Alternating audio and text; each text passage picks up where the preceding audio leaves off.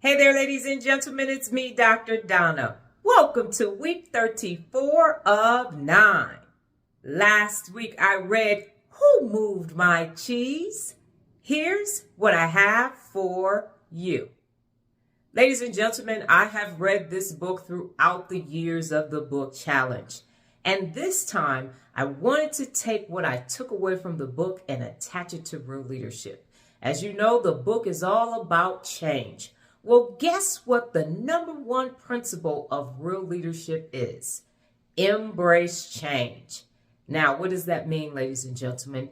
That means that when you see change coming, you don't run, you don't hide, you don't go, change. No, I don't think so. Man, I'm going to change again. I can't stand change. Absolutely not.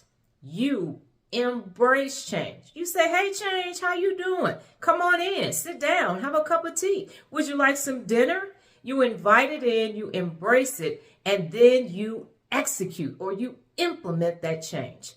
Why is that important? It's important because, as we know earlier in the book reviews, we read 100 years life. And what that means is we're going to be around for a long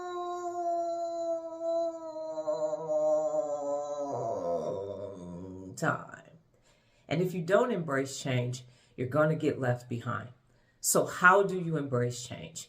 Hall says a lot of things. You got to laugh at yourself. You got to move fast enough. You got to be willing to stay ready. You got to keep those little sneakers tied around your neck. So when it's time to change, you just throw on your running shoes and you go off like Sniff and Scurry. That's what you have to do. There are a couple of principles of real leadership that you can also use to embrace change. You can take risk on the daily basis. If you're always taking risk, when change shows up, embracing change is just going to be part of your daily habits.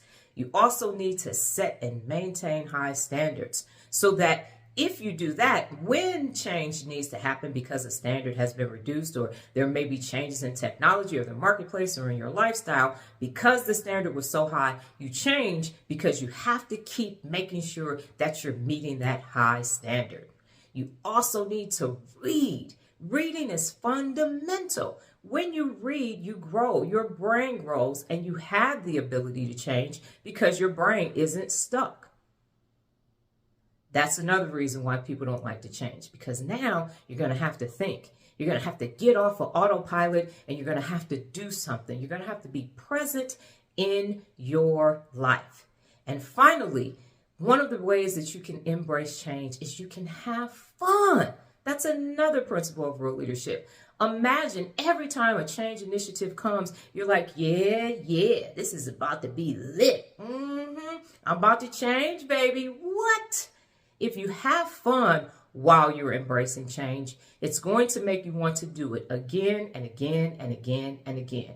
I always love reading Who Moved My Cheese. If you've never read it, read it. And if you have read it again. So you can make sure that when it's time to change, you say ready, set, go. Got it? Good. Last week's new beginning, I read the YouVersion Bible app every day. And last week I participated in one of the Bible plans, and it was all about how to establish gratitude on the daily basis. It was a great new beginning. This week's book, The Flexibility Factor. Well, that's my time, ladies and gentlemen. But before I get out of here, just remember the power of 9. New beginnings expand your mind. Adios.